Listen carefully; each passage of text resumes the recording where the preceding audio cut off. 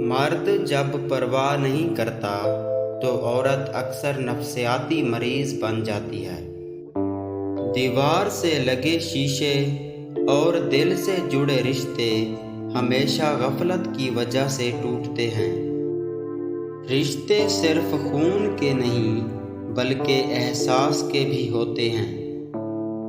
یہ دنیا دکھاتی شہد ہے، پلاتی زہر ہے۔